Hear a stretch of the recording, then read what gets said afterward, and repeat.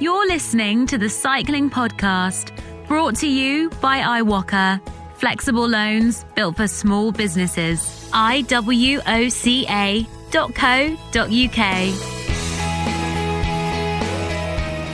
Hello, my name's Richard Moore. I'm with, resplendent in his casquette, Polty casquette, Daniel Friebe.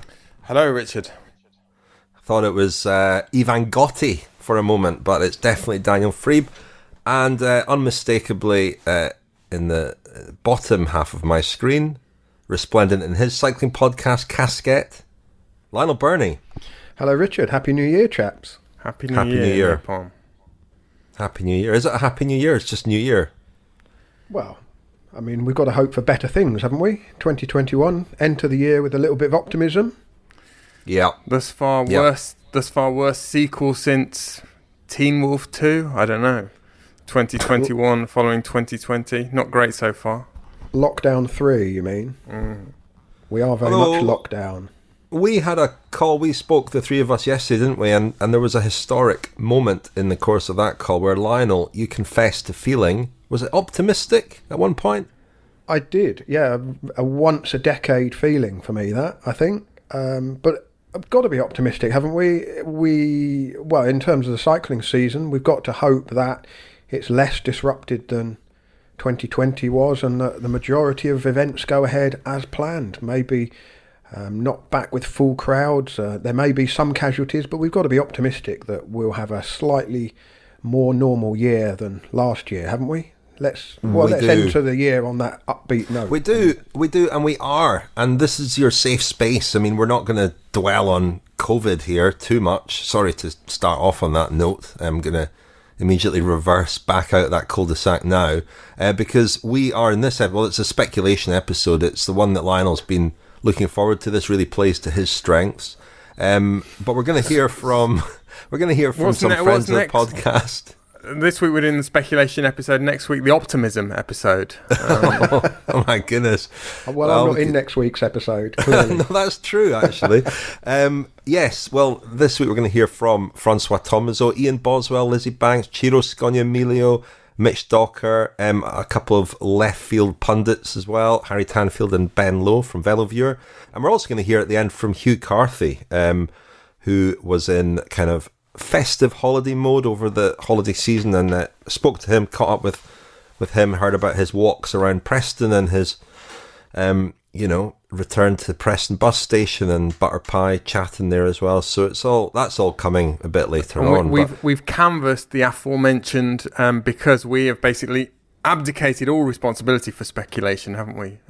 We are leaving it to others, friends and associates, acquaintances of the podcast, to give us their predictions, and we're going to pontificate about those predictions. They're doing the heavy lifting. And we're just kind of sitting on for the ride. And well, it is a new year, and there are going to be a few different things about the podcast this year. One or two little new features, which we'll maybe mention a bit later on. But one feature that will remain, I think, is the news roundup. Is it, Lionel? Well, normally, yes, but this week, no news, Richard. Instead, we've got a new year, we've got a new season coming, lots of changes in the Men's World Tour, and you know how terrible I am at taking these changes on board. Often it takes me 18 months to remember that a team has changed its name or a rider has moved on to another team. So, to help myself, really, I've made a list of 8 things that I need to remember this year, things that have changed. So, first up, Orica Green Edge are no longer Mitchelton Scott. They're now going to be called Team Bike Exchange, taking the name from another of Jerry Ryan's companies. They're not riding Scott bikes anymore. They'll be on Bianchi's, so just commit that one to memory. Team Bike Exchange. And Buckler are now Jumbo-Visma. I mean, if we could be here all day if we go that far back. But these are just things I need to commit to my memory. Second up, and Lionel. Well, hopefully when the racing does get going, you won't be confusing them, Bike Exchange, with the Flaminia Bianchi team of the 2010 vintage. The kit is almost identical.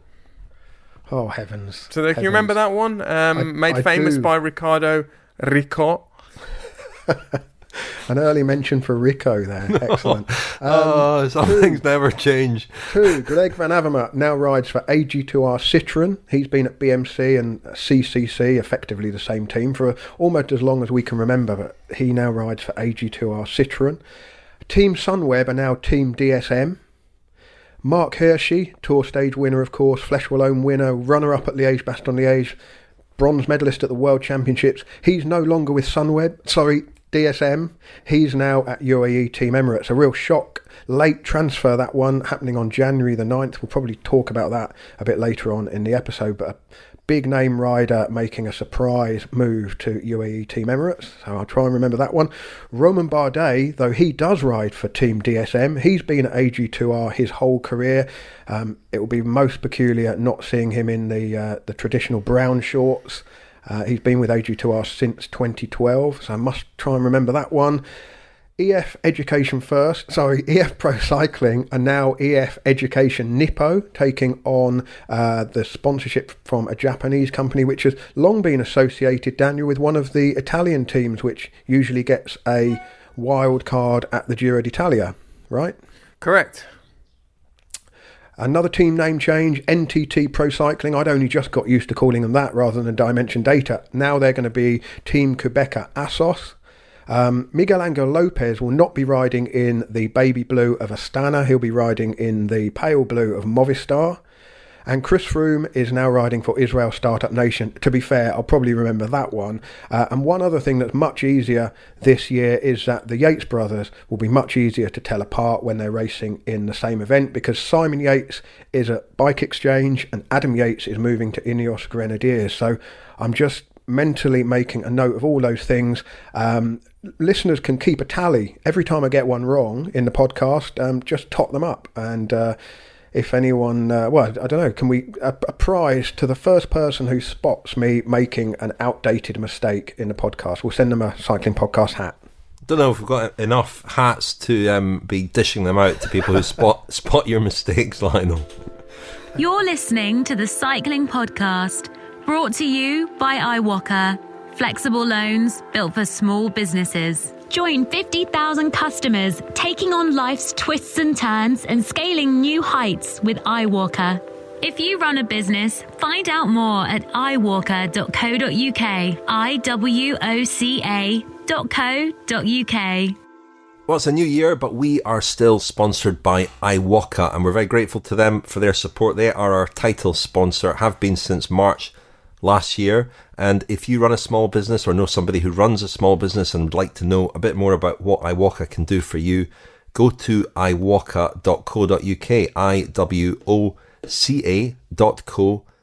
iwoca.co.uk. Well, I mentioned that we'd be hearing from some friends of the podcast, some of our colleagues in the course of this episode. Let's hear from our first pundit now, François Thomazeau. Right, guys, my prediction for 2021, it's a tricky one, of course. It's going to be a strange year again. Obviously, we know that already. The year is only just started, and we know for sure that it's again going to be a strange year. But my prediction is to a kind of return to normal in terms of cycling racing and the World Tour. And my prediction is for a return of the old guard to the forefront of the sport, because I mean we've been talking for the last 2 or 3 years of the young generation, up and coming generation, kind of humbling the old guys, humbling the experienced riders. I mean, there's been talk of kind of a revolution in training, in spotting the young talent and everything, like everything that's been known in cycling for 120 years, is finished, gone, and now everything is with guys like Egan Bernal or Tadej Pogačar. Time is ripe for the young talent to win Grand Tours at the age of 20 and possibly to go ahead doing that for a long time.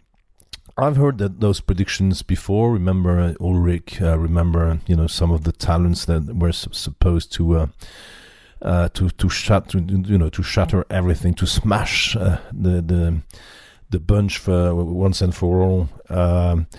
If we look back at 2020 and 2019, so far Egan Bernal has only won one Tour de France, and Tadej Pogacar has only won one Tour de France as well. As long as these guys have not won another Grand Tour, another Tour de France, it's pretty, it's probably very premature to say that they're going to be the next big things in the world of cycling. We still have in the bunch guys, like Geraint Thomas has also won a Tour de France, but more probably Chris Froome, Tom Dumoulin, even Thibaut Pinot. I mean, these guys. I really think the guys from the from the older generation, Virgin on 30 or sometimes Virgin on 35, are far from finished, as Richie Port showed last year. And my prediction for 2021 is that we will probably not have like we had this year, young up and coming, little known, riders winning Grand Tours. My bet is it's going to be the revenge of the old guard. I'm sure these guys have been spurred into reaction. They want to show they're not finished, and they want to show the kids that the men are still around. So that's my predictions for 2021: the return of the old guard. Well, Francois there, fairly confident that the oldies will bounce back this year. I mean, that will be a very interesting thing to observe this year. Slightly autobiographical prediction there from Francois. I hope he's not listening. But I guess we're watching that with interest after the trend last year for young riders to perform very well, and whether that was a sort of aberration and anomaly, or whether it will continue this year. I mean, the likes of Chris Froome, Alejandro Valverde, can we still mention him? He had a terrible season last year by his standards. But really, riders in their 30s, Greg Van Avermaet as well, will they return this year to the sort of level they were at a couple of years ago? Well, I think everyone thinks that, don't they? Do they? Do they? Should we hear from someone who doesn't necessarily think that? Good day to everyone over at the Cycling Podcast. Ian Boswell here, checking in from Northern Vermont, giving you my predictions for the 2021 season. I am going to go out on a limb, well, maybe it's not that much of a limb, and say that I foresee the young riders once again really thriving come the start of the racing in 2021. I just think the fact that the calendar is so unpredictable, even now, sitting here in January, that these young riders, they don't have the pressure, they don't have the same expectations of kind of the traditional build-up to the season. The years I spent at Team Sky with Froome, there's a very clear kind of roadmap of how you prepare for a Grand Tour. You go to these races, and you go to altitude camp at this time, and they kind of, maybe more mentally than physically, need that kind of process to get ready for a Grand Tour. And I think that's why we've seen some younger riders really kind of rise up over the course of the last year really to prominence, is because they don't know what they need to prepare for a Grand Tour as far as, the mental kind of process to run through. They're obviously training hard and working hard, but they don't have this set in stone way of how to prepare for a Grand Tour. So I think we're going to see more young riders once again atop podiums at the Grand Tour. It'll be interesting to see how everything shapes up over at UAE with the addition of Mark Hirschi. And hopefully we get to see Remco take part in his first Grand Tour. And although he's been at it for a couple of years, he is one that I think will maybe not surprise us, but potentially surprise some of the Grand Tour favorites. Well, chaps, this is why speculation is such a fool's errand, really. We don't know, do we? We don't know. Some young riders may do well, some old riders may do well, but that's me getting a splintery behind, sitting on the fence. I can see Daniel. As you usually point out at this time of the year as well, Lionel, traditionally, there are always young riders. There are always young riders on the scene. There are.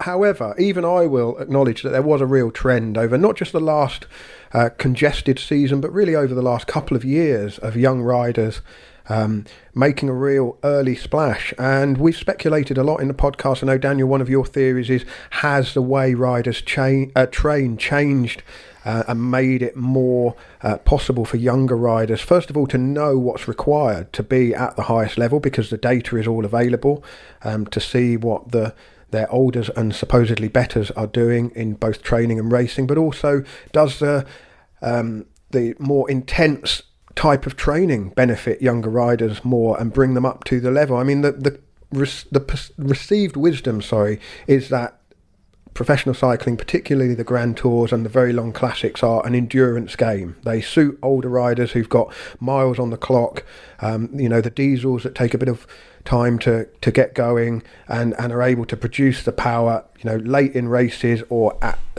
2 weeks or in the final week of a Grand Tour.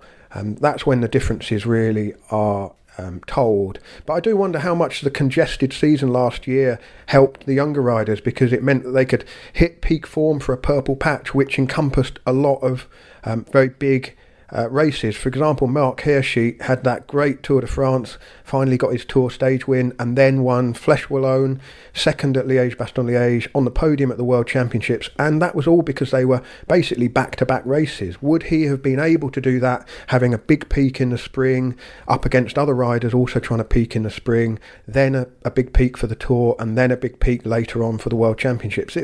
It's speculative, of course, but I do wonder whether, as things go back to normal, the balance will swing back to the riders who are able to get up to a peak form, and maybe their peak form is slightly deeper, if you see what I mean. They can still deliver big results at 95%.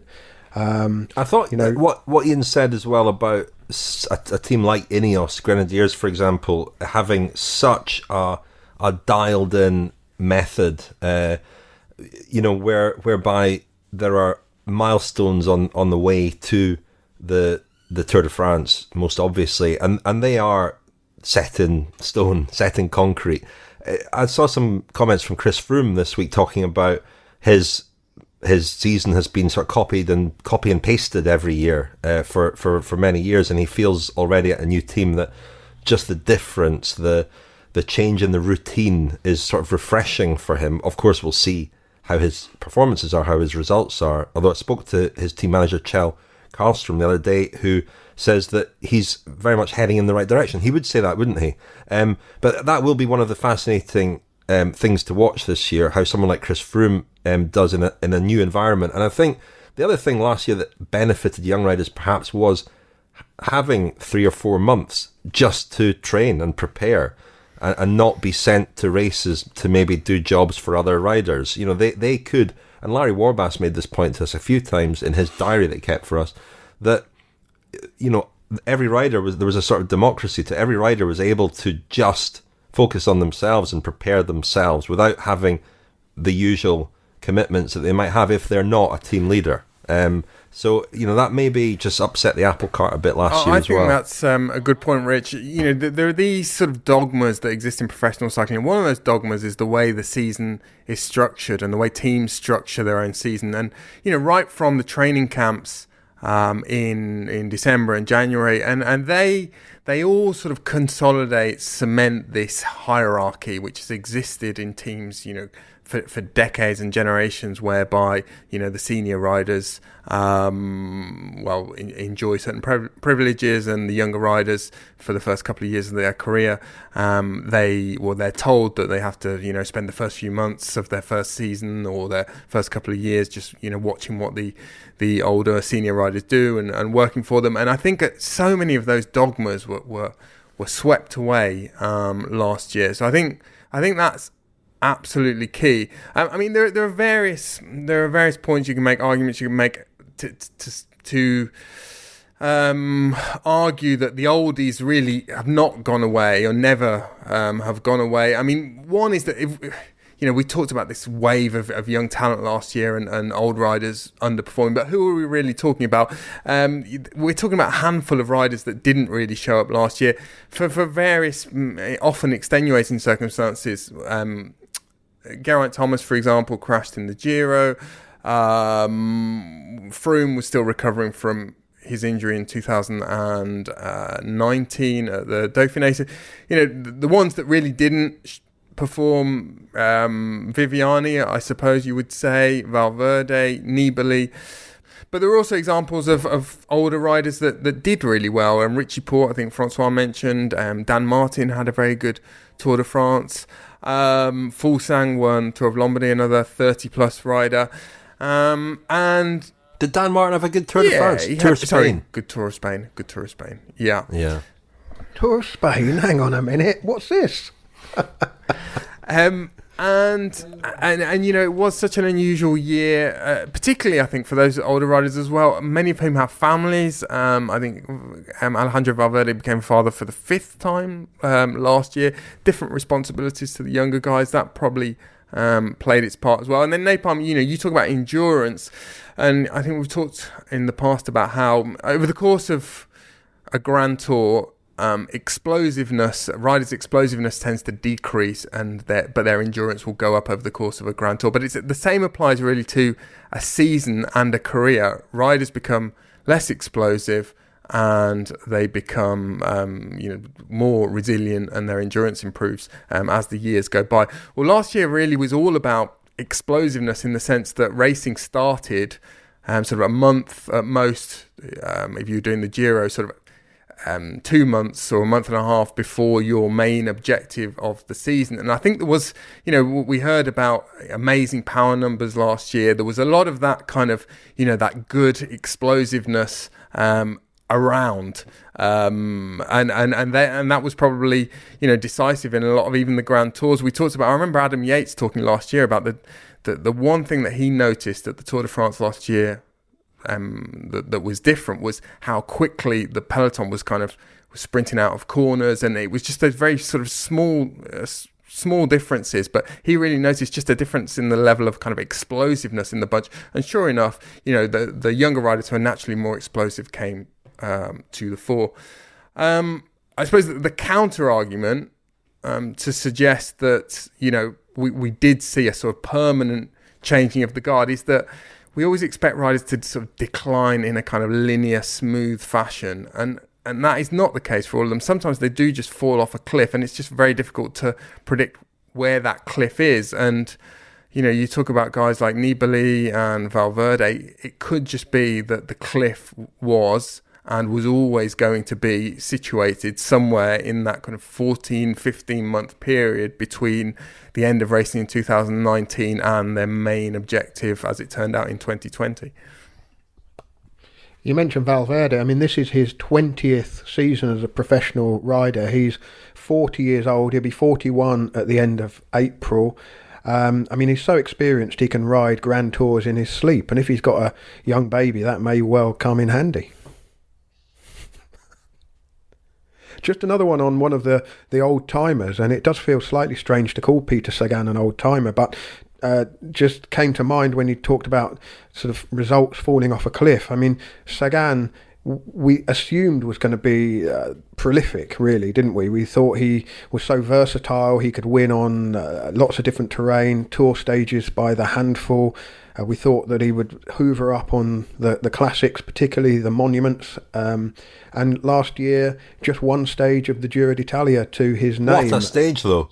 It was, of course. What absolutely. A win. What a win. I mean, absolutely. A win worth, several bunch sprints, dare I say. I mean, when he really, we talk a lot about Sagan and his palmarès and his legacy and all the rest of it. When you actually look at the big races he's won, Flanders, Roubaix, that stage of the Giro, a lot of them have been pretty special. The way that he's gone out and won them, which probably counts for quite a lot. Will count for quite a lot when we look back on his career. And he's still capable of that. And it ties into your point about explosivity, Daniel. That I always said that I think Sagan will win Milan-San Remo when he's no longer a favourite to win Milan-San Remo.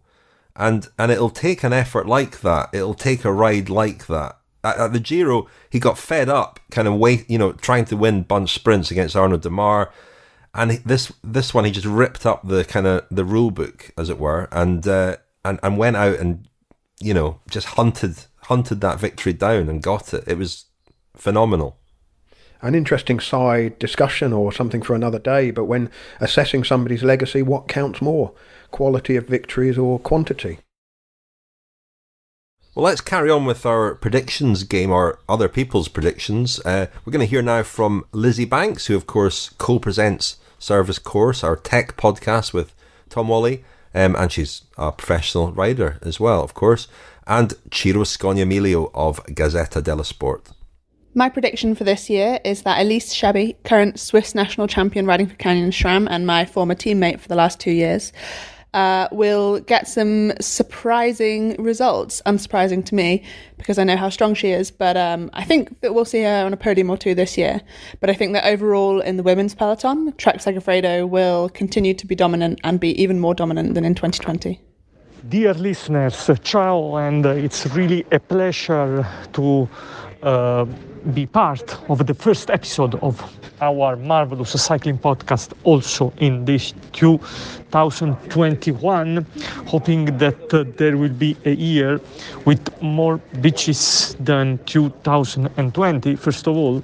And about the new cycling season coming, I think the most important tendency could be, in my opinion, because also if it doesn't seem, I study a lot the bunch, and I think that there are 3, at least maybe 4 teams that in which there will be really more victories and more strong riders than the other ones. I mean, so it will be a less democratic bunch in the sense that the few teams will have the majority of victories. In my opinion, Ineos, Jumbo-Visma, UAE Emirates and Quick Step. In these 4 teams out of the 19th of the World Tour, I think that we'll see the majority of the most important victories of races, Grand Tours and monuments in 2021. Ciao, dear listeners. I hope to be again and soon part of my life, the cycling podcast. Well, Lizzy Banks and Ciro Scognamiglio there. Lizzy predicting that Trek Segafredo will be even more dominant this year than they were last year. They do look to be on a bit of a roll, but things are looking pretty competitive in women's cycling at the moment, with Annemiek van Vleuten joining Movistar, of course, and a new women's team, Jumbo-Visma, with Marianne Vos leading that team. She's kind of going back home because she was at Rabobank for many years, of course, and Jumbo-Visma are the latest incarnation of that. Just on that, we will actually, next week's podcast, should all being well, come from the Jumbo-Visma training camp in Alicante in southern Spain. Myself and Orla Chenoui are going there, and it should be a special from the camp with interviews with all the hitters, Primož Roglic, Wout van Aert, Tom Dumoulin, Marianne Vos and others. So that's a bit of a special one for next week. It depends, of course, on us getting there, which nothing's guaranteed at the moment. I'm not even predicting that my flight will take me there on Saturday, but we'll see. Fingers crossed anyway. What did you make of Ciro's prediction that we will see a sort of a further emergence of superpowers, I guess, within cycling? Ineos, Jumbo-Visma, UAE Team Emirates and De Koning Quick Step were the 4 teams that he thought would kind of become superpowers. Well, if they're not already. The first thing to say is that Ciro's pronunciation of the word beaches is making me more nervous with every passing year and listen. Yes, he does like his beaches. Yes, that's he doesn't like mountains. He likes beaches that are by the sea, with sand and waves rolling in. As regards his point about the emergence of a big five. Interesting. This is Big five or big four? A big five, wasn't it? It was a big four, big five. Big five. Big four. But then actually, he did send me a footnote, which he didn't record. He said that Bora Hansgrohe could possibly infiltrate the big five, big four. This is a concept that's often, well, it's used in English football, isn't it, Lionel? Do we talk about the big six now? Watford, Arsenal, Coventry, and in Italian football for many years there was this moniker was used, Le Sette Sorelle, the Seven Sisters, which were Inter, AC Milan, Roma, Lazio, Parma, Fiorentina, and Juventus. But just looking at the figures, chaps, just looking at some stats from last year, chaps. There isn't a clear gap at the top. So in terms of number of wins, we've got the Koenig UAE team, Jumbo-Visma, Bora Hansgrohe, and then FDJ, of course. Or Groupama FDJ had that great season because Arnaud Demar, I think, picked up at least a dozen wins, and then come Ineos. But you would think, given the way those teams have recruited in the closed season, there would be a bit of a consolidation of power in the hands of those the top 4 or 5. Particularly UAE have significantly strengthened. Of course, Pogacar, his status has risen since the Tour de France last year, and it is a bit of a cyclisme à deux vitesses, isn't it?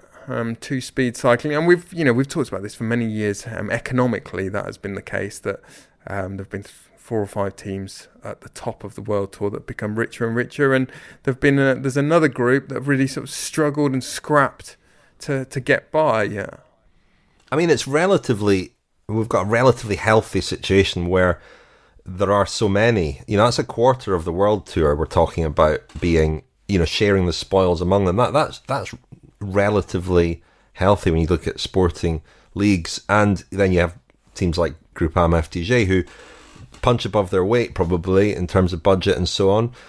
But UAE Team Emirates, I mean, I think we were all taken by surprise with their recruitment of Mark Hirschi. I mean, we don't know too many details about this yet, other than Hirschi, who had this incredible year last year, was in the second year of a 3-year contract last year with Sunweb, and obviously UAE have significantly upped his salary, because we understand he was on a pretty low wage, and it perhaps hadn't increased after his successes last year. And he was on a 3-year contract as well, Rich. So a 3-year contract. Last year was his second year at Sunweb, and he had another year to ride. Yes, indeed. But very unusual to see a rider go in those kind of circumstances, and a real coup for UAE Team Emirates. They'll have the vaccinated UAE Team Emirates, which again is it's just another sign almost of a team that is on a slightly different. It's a bit of a flex, isn't it? Yeah, it is, because other teams. I spoke to a team doctor yesterday, and other teams are very keen to vaccinate their riders, understandably, but it's not. The optics of it aren't necessarily great when so few people have been vaccinated, but the practicalities of it are difficult as well. Yeah, I mean, the optics aren't great, but I suppose we should also point out that the team is really set up and makes no bones about being a sort of propaganda organ for the UAE, and they've used the vaccination. If you watched last week, the way it was kind of filmed, the way it was promoted, that they are very much the standard bearers, or the flag bearers, that team for the country, and this is they're promoting the UAE's vaccination effort, and promoting the UAE as a sort of, well, I wouldn't say forward-looking, but financially and economically powerful nation. Just on the optics, Daniel, of UAE Team Emirates vaccinating their riders, I mean, I'm conflicted about this, because on the one hand, I get what you're saying, the general population having to wait, health workers, supermarket workers, other key workers, being leapfrogged perhaps in the queue by professional sports people. But on the other hand, I can see the argument that if for the entertainment of a significant number of people we're expecting professional sport to go on, is it a good idea to vaccinate the people who are going to be travelling around and putting themselves at perhaps increased risk for their own enrichment? Of course, they're fulfilling their jobs, but also for the entertainment of others. So it's not a sort of an easy one for me, that I can see both sides of it. The unfortunate bit is just the vaccine doesn't prevent people from passing on the virus. So it's not like it's putting them in bubbles to protect other people. But I can see that the wisdom of having the World Tour riders vaccinated is that I can't really see much of an argument against that. A quick clarifications corner on that point. The scientific community does not yet know whether the vaccine will also prevent transmission as well as offer immunity.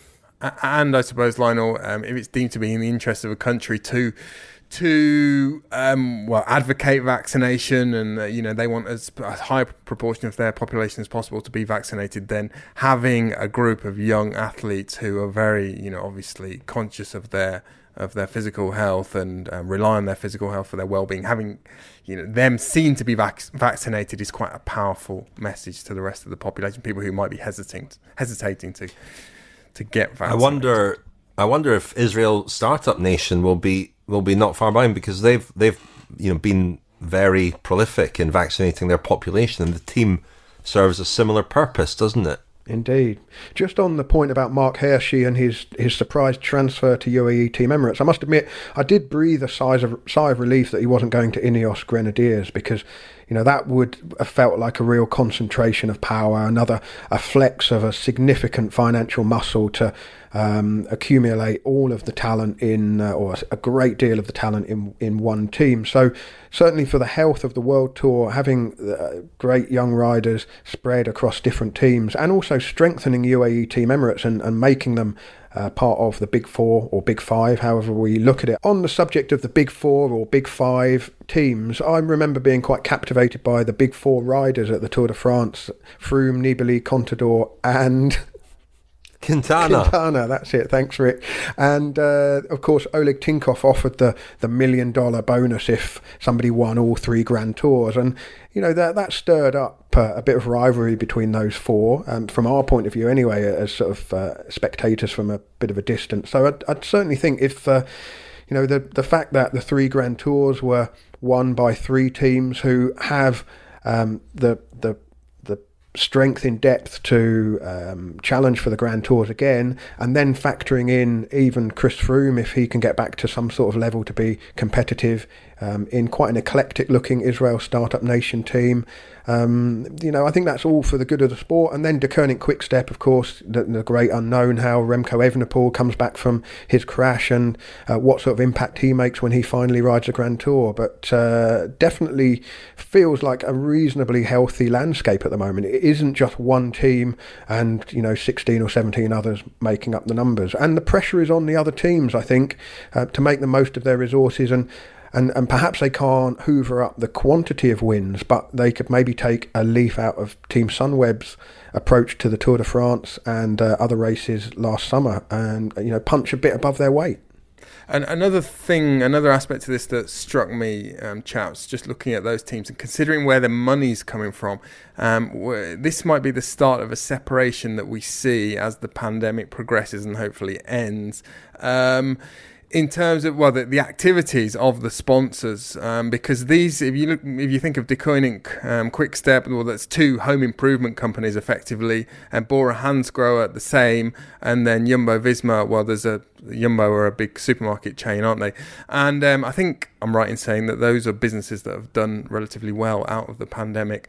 And I think we feared when the pandemic started last March that there would be probably more economic carnage or more teams being lost and going bust than has actually been the case. But there is maybe a little bit of separation starting between sponsors that have either stayed afloat or actually done better than would ordinarily have been the case. And those businesses in industries like travel and, well, EF Pro Cycling, I mean, that's almost a travel company, isn't it? Student exchanges, and companies like that I think have found things a little bit more difficult. And then the other thing that I was going to mention later, another sort of prediction for next year and the year after, is just the increasing financial power of the bike industry, and that might start to have an effect on professional cycling next 2 or 3 years as well, because we're no longer,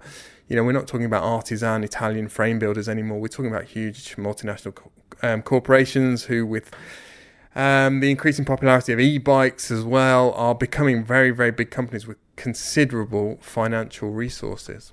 And just lastly, one other trend that we may see as the sort of economic shakedown affects the World Tour, maybe the Mark Hirschi transfer will be, it's not the first transfer where a rider has left a team whilst under contract.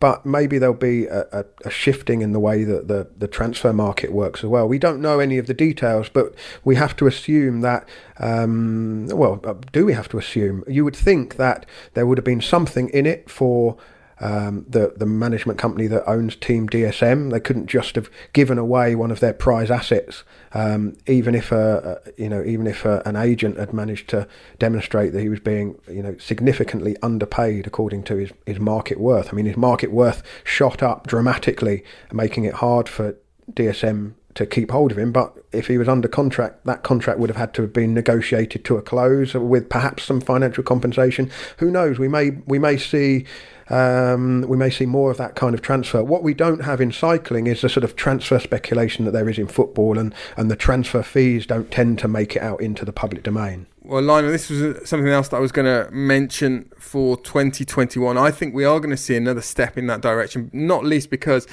over the last 3 or 4 years, slowly we've seen certain teams start to sign longer and longer contracts with their prize assets. So they're no longer 2-year contracts, are no longer universal. Now we sometimes get 3 year, 4 years, 5 years. And inevitably, in the course of those contracts, riders find that they can't do the races they want to do, or they're sort of gazumped by superior riders that come along.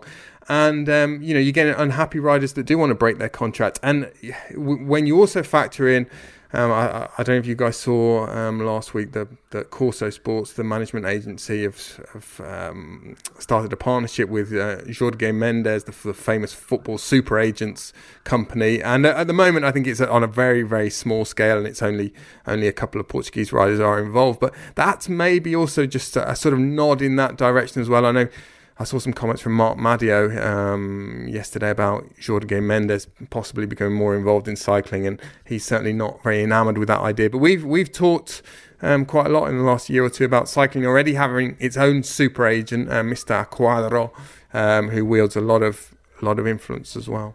Wow. Well, look out for Cristiano Ronaldo joining Team DSM at some point soon. Messi's out of contract. Messi to Ineos. Shall we hear briefly from Mitch Docker with his prediction for 2021? G'day guys, it's Mitch Docker here, host of Life in the Peloton and pro rider for EF-Nippo Pro Cycling Team.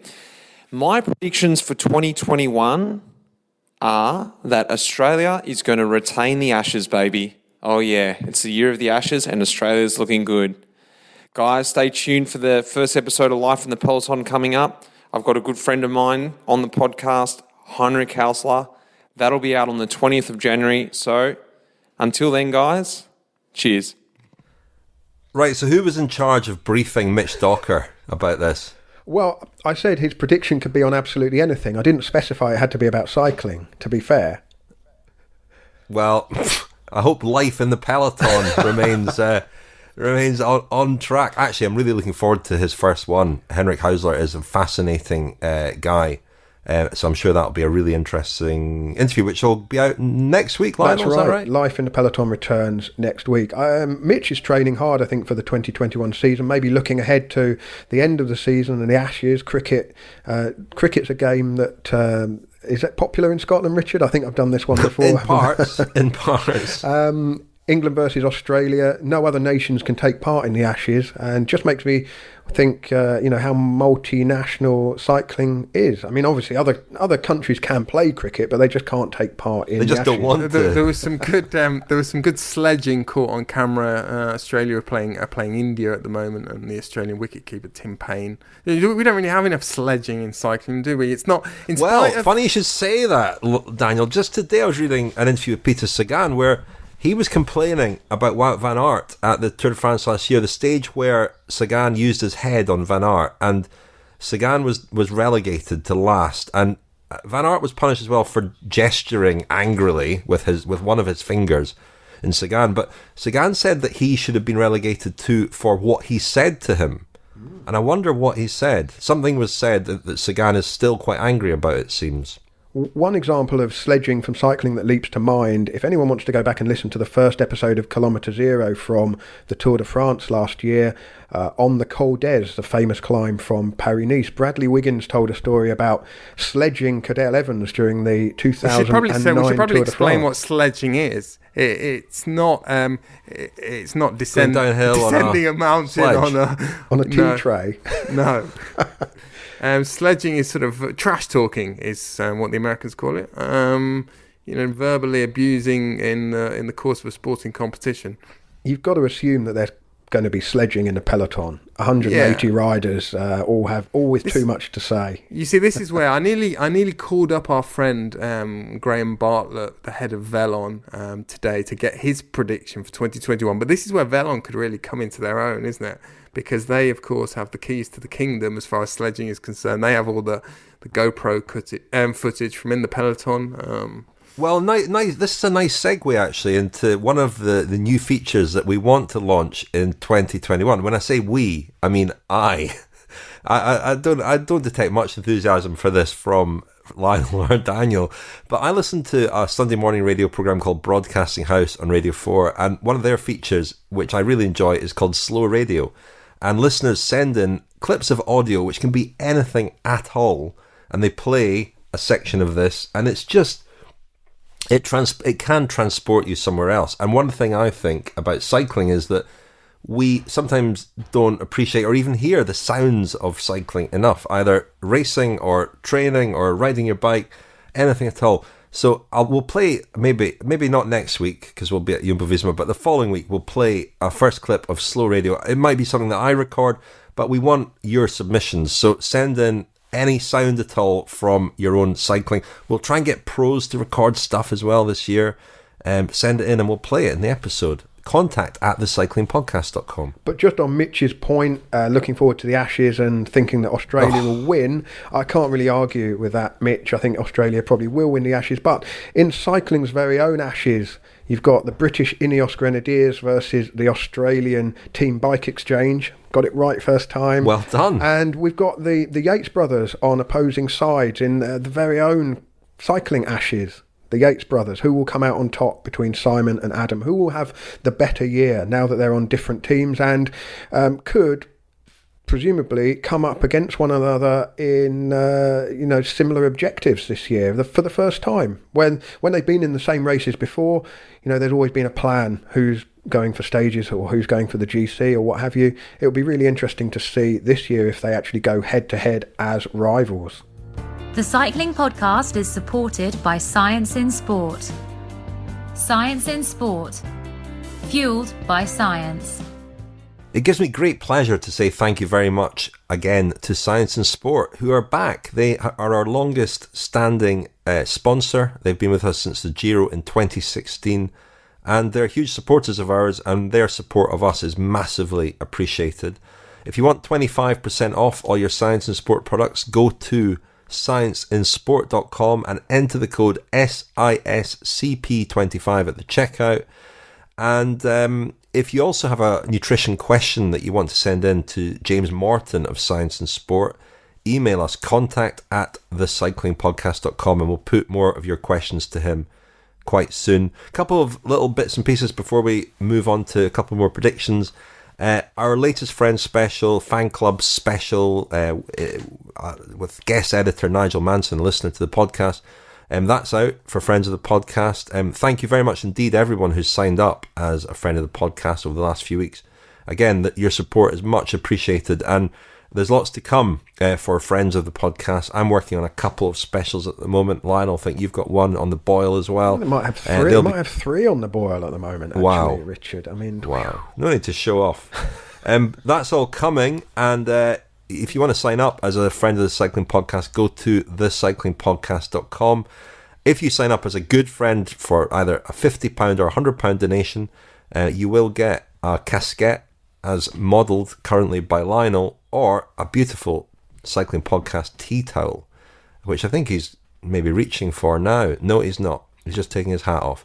Anyway, they will be posted out over the next few weeks, or certainly next month or so. So you will get them in the post. Yeah, just on that, Rich, we will be emailing everyone who is a best friend of the podcast or good friend of the podcast at the end of January to gather up delivery addresses so that we can send out the caps and tea towels, and we anticipate those being dispatched sometime in February. So look out for an email from us towards the end of this month, and then we will start dispatching as soon as we can in February. Moving on, shall we hear from a couple of more people with their predictions for 2021? Let's hear from Harry Tanfield, who's signed for Quebeca Assos, and Ben Lowe of VeloViewer. I'm Harry Tanfield, and I ride for Quebeca Assos. On the racing front, in terms of what might be getting developed, I guess, for this year, new technologies and things like that, I guess, in the peloton, obviously, we've seen some crazy handlebar setups coming out of...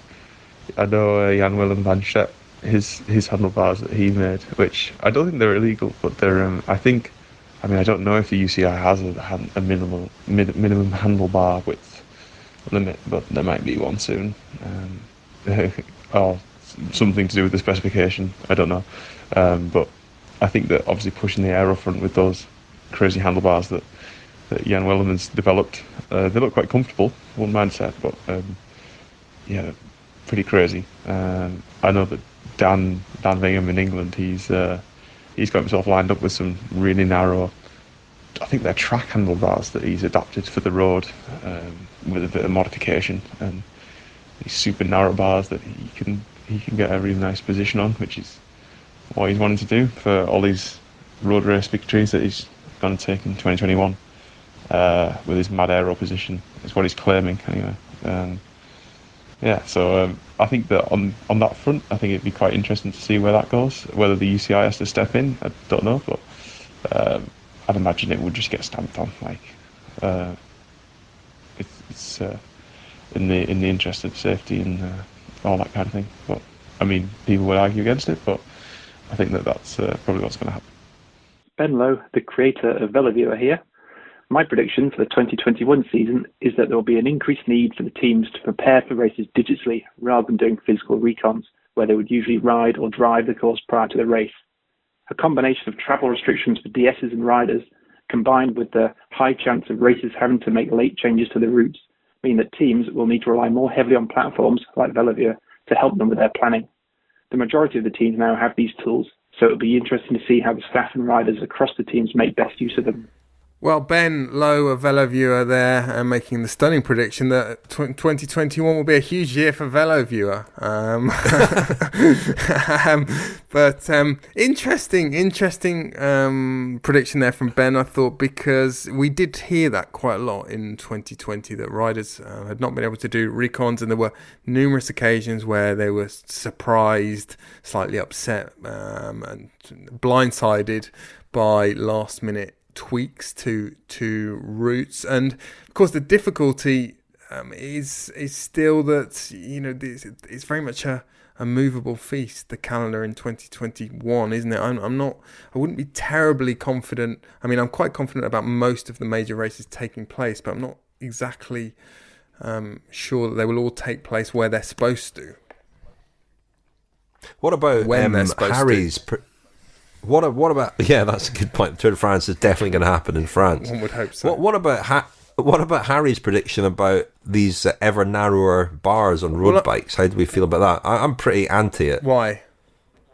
it's just on aesthetic grounds. I'm a bit of a traditionalist. I like the traditional bike. I was looking in the UCI rules because Harry mentioned the UCI rules, and there aren't.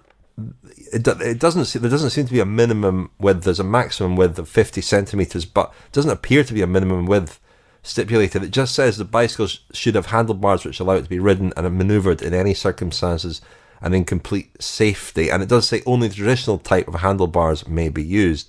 So there's a bit of leeway there, but I think if there must be a point at which very narrow bars become unsafe, I would think. You would think so, Rich. Although obviously, you have more experience of elite cycling than us. But yeah, I can. I don't know why that's funny. The Harry mentioned there. It's a Dutch company called Spico. I think they're manufacturing a very eye-catching bar, which is 32 centimeters on the top, and it's got a sort of flare, so the drops go out 37 centimeters between the two ends of the drops. And I think you mentioned Dan Bigham there, who's experimenting with something similar in UK racing. But I think increasingly this is where teams are trying to make gains with equipment. That's where the battle is being fought on the aerodynamic front. Harry himself had numerous conversations with him at the Vuelta last year about various equipment that other teams were using, and how even on descents it's very noticeable to riders now that certain other riders in other teams, same weight, are simply able to ride away from them because of increased or improved aerodynamics. And I think with the reliance now on power meters, riders are more and more aware of where other teams and riders are gaining through aerodynamics.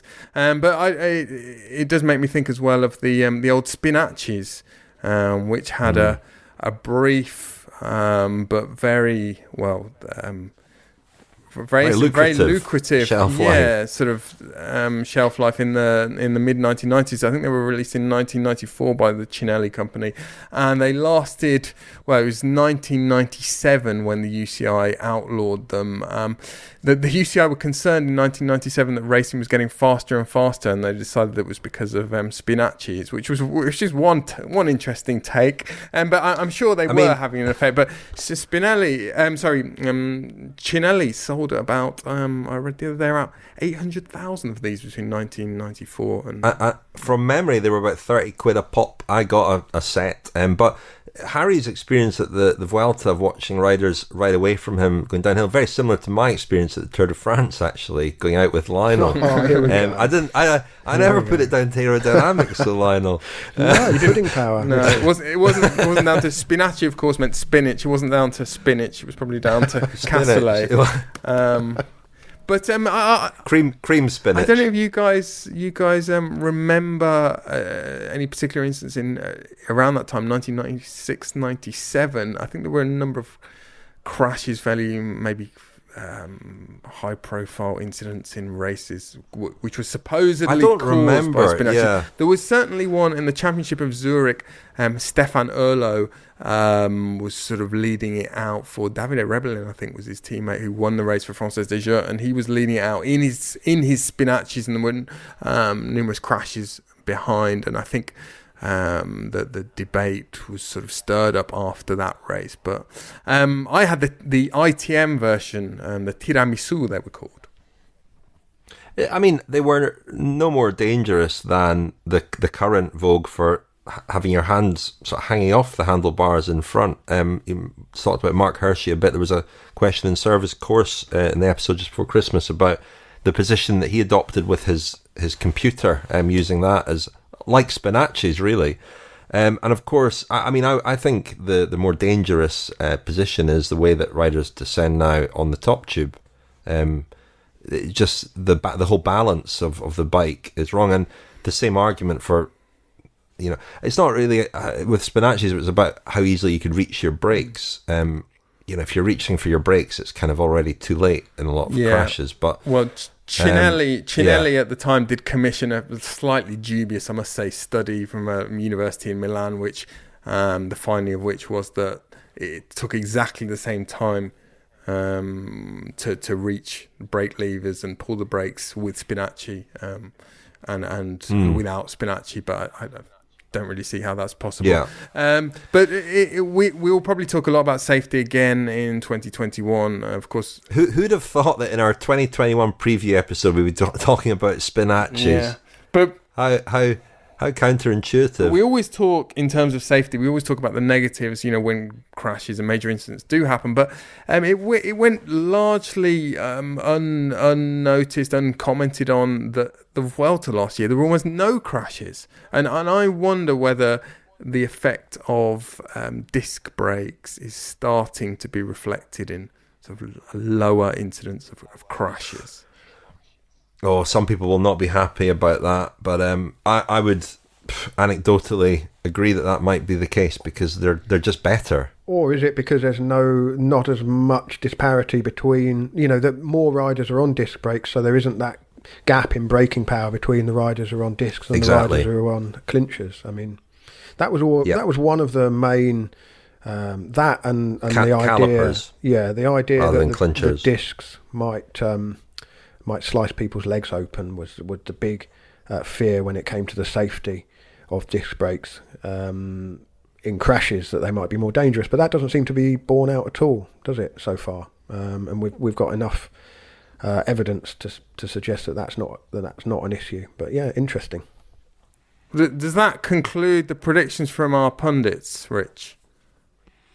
It does. Predictions. Got anything for us, Daniel? I was having a bit of a brainstorm. Don't know if you chaps have got any phenomena or trends that you think we'll see in 2021. I noted a few things down. So on the 1st of January, the UCI's anti-doping operational activities passed from the CADF to the International Testing Agency. I predict some beef on that front in the next 2 or 3 months. Hopefully nothing that compromises the credibility of races, but much like another fairly seismic transition that happened on the 1st of January that we're not very happy about, but we shouldn't talk about politics. Crossover stars, riders possibly doing a ROG. A few candidates for this: 2021, Anton Palzer, Bora, he was a ski mountaineer. He's having to go at professional cycling this year. Javier Romo of Astana, he's coming from triathlon. And Marti Vigo at Androni, who was competed in the Olympics in cross-country skiing in 2018, and he's debuting with Gianni Tavia this year, so that could be an interesting one to follow. Could this be the year when we start talking about young Italians in the same way that I used to drone on about young Frenchmen a few years ago? I see the France's star, I think, is on the wane slightly in terms of their kind of golden generation, is maybe slightly just sort of sliding past its peak at the moment. A few good Italians, very young, sort of first and second year. Aliotti at Bora, Baggioli at De Koning, Dainese at Sunweb, Tiberi at Trek, Sobrero at Astana, look out for them. Crosswinds playing a bigger role in races, and continuing to play a big role in races. I think that race organisers are looking for them more and more, Grand Tour organisers. We heard from Ben Lowe earlier, VeloViewer. I think the teams have a huge amount of information now about weather forecasts and where crosswinds are likely to take place, and we've seen year after year, certainly in recent times, what a huge effect they can have on general classification. I don't like them. I've made my position clear on crosswinds. I think they should be banned because they make ban crosswinds. They make me sad. But other people don't mind them. Big disparities in the vaccine rollout across countries are going to create problems. I think there are going to be some countries where the calendar is intact and maintained and races can be ridden, and other countries where it might be tricky, and that's going to cause some problems, I think. Final thing, chaps, lead out trains, or two more things actually, just on the sort of tactics of racing. Lead out trains becoming a bit more like a team sprint. There were just hints of this last year at the Tour de France. There were some lead outs that Sunweb did where traditionally we've always thought that teams, they need 3 guys left, maybe in the last kilometre, 3, possibly 4. There were times last year at the Tour de France where Sunweb sort of surged to the front with 5 guys in the last kilometre, and they were doing short turns on the front, and it was quite impressive. Difficult to pull off, difficult to choreograph in every bunch sprint, but I think I can see sprinting moving in that direction. Last thing, chaps, Dave Brailsford's made a lot about how Ineos are going to ride more with kind of more sort of individual panache, and they're going to be more individual focused in 2021. Very intrigued to see how that's going to manifest itself. I don't know about you guys, but it sometimes disappoints me that there aren't more sort of tactical paradigm shifts in professional cycling. That, you know, we don't see teams come up with genuinely innovative, easily sort of clearly identifiable tactics that they kind of put into practice and you can really put a name on. Well, I mean, I guess Sunweb last year, you mentioned their lead outs, but also just the way they rode. Well, a couple from me, not predictions as such, but Movistar had a terrible year last year. Curious to see how Superman gets on there. And also Gregor Mühlberger is a very good signing for them, I think. Ivan Garcia Cortina as well, a very talented young rider who seems to have plateaued a little bit, but definitely got a lot of talent. I was sent some footage at the weekend of Movistar at Madrid airport. They were stuck there, some of them on their way to training camp, and Superman was one of the riders who apparently had to sleep on the floor with his head on his bike box.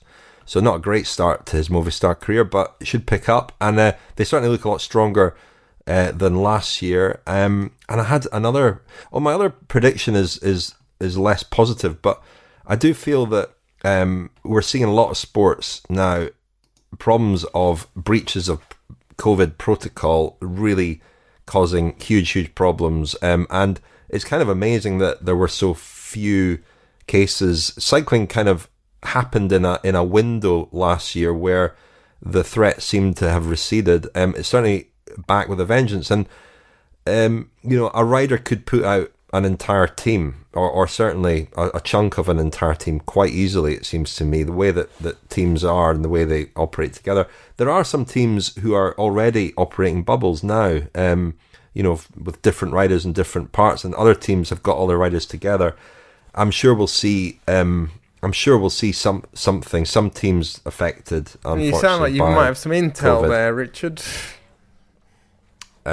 Well, nothing specific, but it wouldn't surprise me at all if some teams' plans were quite seriously compromised by just one rider. And in last season, there was just one case that we know of a rider breaching protocol. Michael Storer went out to buy a bottle of shampoo. But I think everybody's a bit more complacent now, aren't they? Everybody seems to be more complacent, and I think the chances of breaches are probably greater. Well, it's Richard from the future here, and subsequent to recording this episode, some news came to light. I mentioned Superman's night at Madrid airport not being the perfect start to his Movistar career, and then I mentioned possible breaches of COVID protocol this year, and these two stories are connected because Superman's year went from bad to worse when, on finally arriving at the Movistar training camp, he tested positive for COVID. He had tested negative before travelling to Europe from Colombia, and then apparently came into contact with someone who had COVID. Then he flew to Europe and came into contact himself with some but not all of his new Movistar teammates. So a terrible start to the year for Lopez and Movistar, but hopefully no one is too unwell and they all make a full recovery. Yeah, I'm not sure compared to a sport like football where there have been a number of high-profile breaches with parties and, gatherings to play poker and all of that kind of thing. Yeah, but it doesn't do that, does it? No, but I think, a guy going out to buy some shampoo, that's breaching the protocol. And maybe that's the point. Yeah, you're just in a fairly innocent, low-key way. Exactly. And because they are all living in such close proximity, aren't they?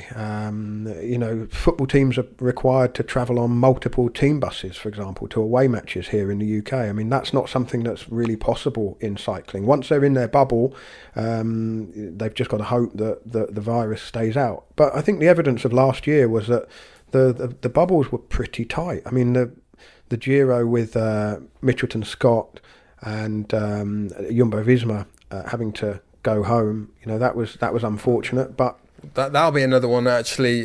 Just another one to add to the list. Look out for reprisals from RCS on, well, two groups of people, possibly Jumbo-Visma, because they're very aggrieved at how Jumbo-Visma left the Giro, and also the Milan-San Remo route. The RCS were very unhappy at the way local authorities along the Mediterranean coast there, how they didn't want the race effectively in August, and they had to change the route as a result. And I think we might see the same route as we saw in 2020 in 2021.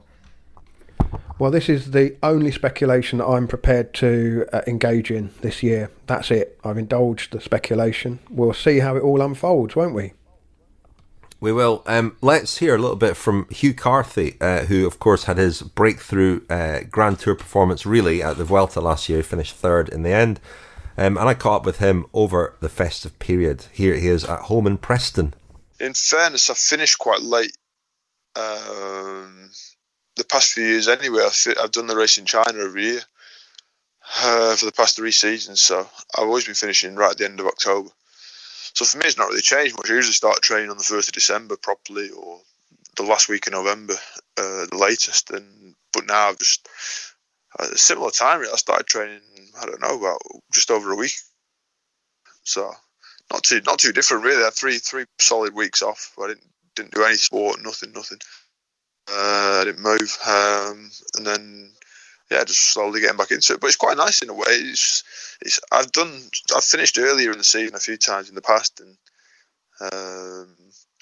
you get to November time, end of October, people still racing. You've had a month off already, thinking, bloody hell, I've got a long winter ahead of me. But sometimes it's quite nice to finish late, have a kind of compact off season, like just have the correct amount of time off, and you don't really lose too much fitness. And it feels easy after a week or so of riding. You feel like you're back where you should be, rather than you have 4 weeks off properly and you kind of tinker around for a bit and messing around, and then it gets to mid-November, you think, bloody, I've lost a lot more fitness than I expected.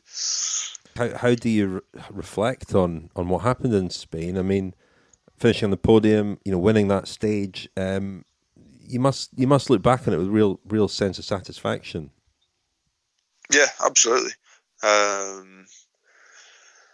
I think it's the result that I knew I was capable of. A podium, but I don't know. I knew I was capable of getting a top 5 Grand Tour at some point, whether it was this year, next year, or somewhere along the line. I definitely knew it was possible. But for it to happen this year in such a strange year, it was a welcome end to the year. I think for myself and the team as well. It rounded everything off quite nicely for this year. Was it maybe the Giro last year that gave you that confidence? Because you rode very well there, very aggressively and quite consistently over the 3 weeks. Was that the one you think that maybe sort of set off a light bulb in your head, or did you think that even before then? Yeah, I think before that, before the Giro last year, I think the winter, so the end of 2018, I said to the team I'd like to have a stab at the top 10 in a Grand Tour Giro or something. And the team were a bit more sort of, it wasn't that they didn't think I could do it, I just thought better to sort of go to one without any expectation and see how it goes, rather than setting my sights on it from December and then stressing about it all year, and then everything sort of going wrong in the event, or if something did go wrong, I'd put so much effort into it and emotion into it that you did sort of everything would backfire. But so I think they wanted to hold me back from that a little bit, but I turned up at the Giro sort of with one eye on it and the other eye thinking, well, if I don't do it, then whatever. But that's how it went last season, and that sort of backed up. I think I had a day where I sort of didn't really. I lost quite a bit of time, but apart from that day, I think I was pretty consistent, like you say. So yeah, I knew then that if I could eliminate that bad day and find other days where I could gain time, then I knew a top 5. I knew the way I was feeling and the people I was riding alongside. I knew that I was sort of top 5 material. The time trials didn't really put me off, despite what people think of my time trial and ability. They didn't really put me off, so I knew that I could hold my own there, hold my own in the mountains, and all I need to do is just be more consistent. I think now to get to sort of, it's just building consistency, even more consistency. So just having these good results, riding alongside these people, featuring the races every race, rather than just doing it once or twice a season. We've got to be doing it sort of week in, week out. But yeah, no, I don't really feel phased by it. It's only bike racing. At the end of the day, it's you going up a hill or whatever, you're closing something down. It's not that difficult. It's a hard physical effort. Don't get me wrong, but it's when I'm feeling good and my legs are good, I feel sort of unbeatable. Obviously, I'm not unbeatable, but you sort of carry that mentality and carry that feeling, that general feeling where you think, well, I can beat him, I can beat him. And these attacks, as you say, when you're feeling great, they don't feel that hard. The multi-roller that day, my legs felt great, and you don't really think that you're riding up one of the hardest climbs in the world. And the same this year in the Anglia route, and other day, plenty of days like that during the Vuelta this year, where you get back to the bus and people are complaining, not complaining, but people saying, "Oh, that was a horrible stage, or that climb was horrible," and you're thinking, "Well, I didn't think it was that bad. I thought it was all right." But that's not because I don't know. I've been on the opposite foot with races over the years, and you're thinking, bloody hell, what have I got to do to be at the front? And you can't keep at the front to save your life. And other people seem to be just floating around there. I think that's just how the form works. And, I think for me going forward now, it's just being able to do that consistently. And I think that becomes a bit easier as well now that I'd say the team have got more faith in me. There's a couple of riders departed from the team, so it gives me a little bit more space in the team now. I've got my shot now. It sounds like you almost put yourself in a box and then just managed to recover sort of in time to hit a kind of sweet spot of form at the Vuelta. Is that will you try and replicate that maybe before a Grand Tour next year? Yeah, it's something that we've talked about. Maybe not take it to the extreme. But it's something. The last year in the Giro, I'd raced a lot. I didn't stop really between. I did Catalonia, Tour of the Basque Country, Romandy, and then straight to the Giro. So similar. Yeah. So sort of similar load. So yeah, I think next year I don't think they're gonna race me into the ground, so to speak. But there's definitely gonna be emphasis on racing instead of training camps and altitude camps, things like that. The normal routes to Grand Tours. I think it's good for me to go into a Grand Tour hot, so, feeling good, and it gets your morale up. You're in the first week battling it out, and the form's great in the first week. For me, that's more important in a way. I think if you have a few good first stages that push you on push you on the front foot, and I think if you start, the first little climb, the Grand Tours like now, they always put a bit of a tricky stage in the first few days, so if you're not on 100%, you could lose 30 seconds or whatever. You lose a bit of time on a little hilltop finish, and you're out of the race then. So for me, it's important to avoid that and coming with good form. If that means racing a bit more, then that's what I'll do. Do you know what Grand Tour or Grand Tours you fancy next year? Has that been discussed yet? The team this year were pretty cautious with all the COVID stuff, and they didn't really want to have to start changing plans multiple times. So I think they were cautious and then did it as late as possible, given enough time to prepare properly for things, which I think they balanced quite well. So I think they're going to try and do something similar to that this year. So, but yeah, it's still early December. I'm in no rush to.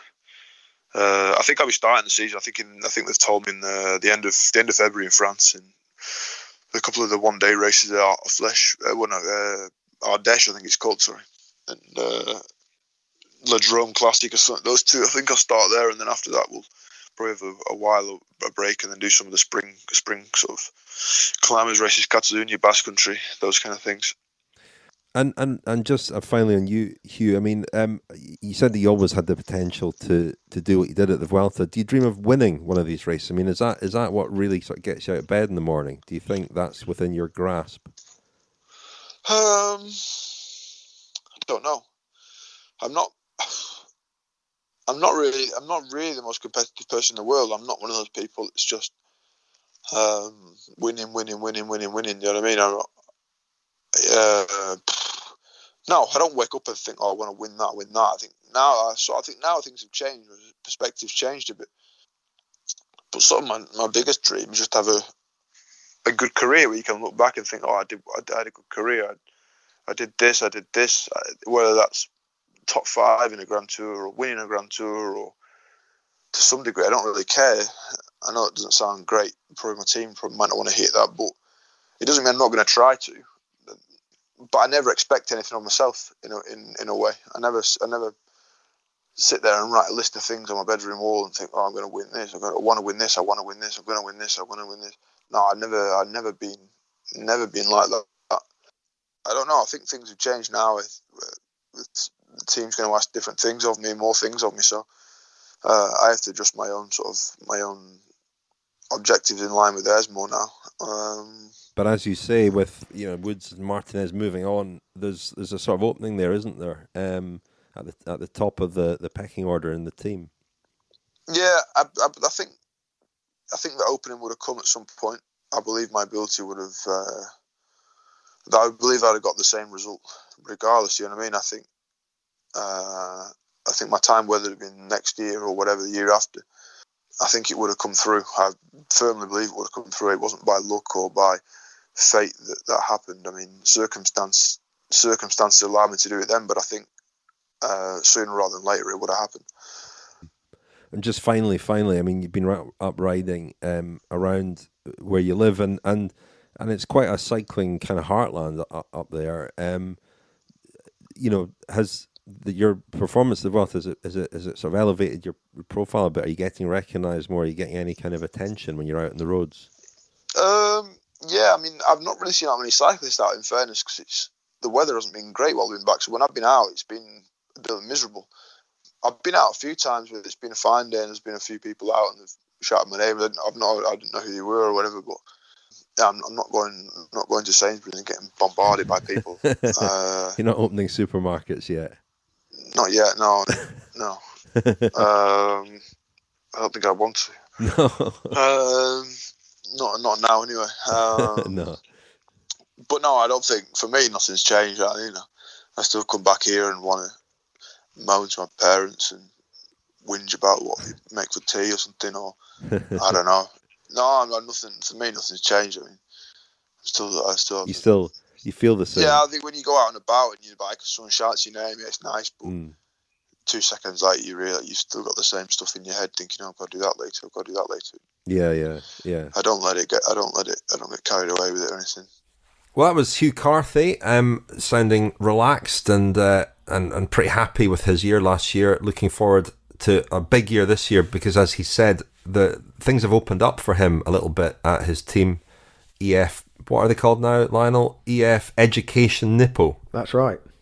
Wow. Danny Martinez left for Ineos, of course, and yeah, there look to be opportunities for him just as he comes into his peak years.